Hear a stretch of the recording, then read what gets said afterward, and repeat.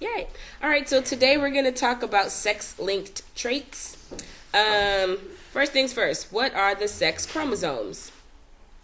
They are X and Y. So XX makes female, and XY is male. Because Y makes a guy. Y makes a guy. So that's how you remember the two things. There are Punnett squares for these, and they're really easy. It's just like any other Punnett square. You draw it. XX up here. XY right here. And you just fill it in. What would go in this box? XX. Same for this one. XY. And XY. So there's a 50% chance of having a female. And 50% chance of having a male. Just like when you have a baby, you're like, is it a boy or girl? 50-50 each way. Things to know for today. The X chromosome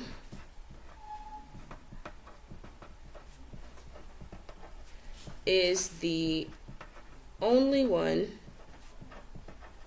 carrying a letter. So when we say sex-linked traits, we're only talking about the X chromosome. The Y is too small to hold anything. So it's just going to be empty. Okay.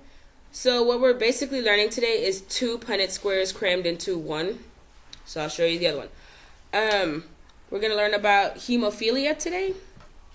And in the PowerPoint, you'll see exactly what hemophilia is. But it's a recessive trait. So it goes here. Hemophilia.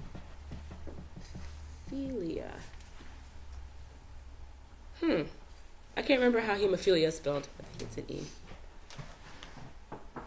Nope, I was right the first time. It's an I. Sorry, your teacher can't spell.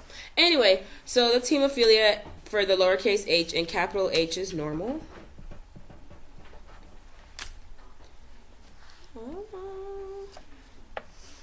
So if we drew a Punnett square, it was huge.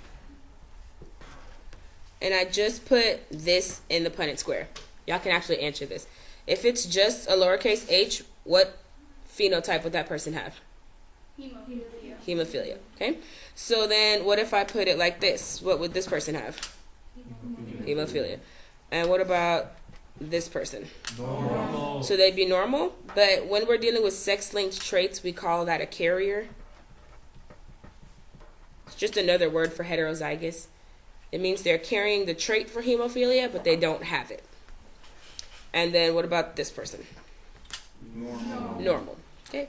So I know these two might be creeping you out. You're like, why is there only one letter in there? And we'll talk about why later. So the way they would look, I'm just going to fill this out over here. If you had a normal male, first of all, which letters do you need for male? Y'all can answer it. X and Y. X and Y, correct? Oh, yeah. And then if he's normal, what kind of H is he going to have? Capital H. Capital H. Okay. So then a male again here. You can answer it. X and Y. And he has hemophilia? Lowercase h. A normal female that's not carrying hemophilia. What sex chromosomes will she have? Y. XX. And she's normal and not carrying. So what? Sure, why not? Okay, so what kind of H's will she have? No. Two big H's. Yep, two big H's. Because she's normal and she's not carrying it. Reminder, hemophilia is a recessive trait. Okay, so this is a female that's carrying hemophilia. She doesn't have it, she's just carrying it. So what letters would she have? So she has two X's.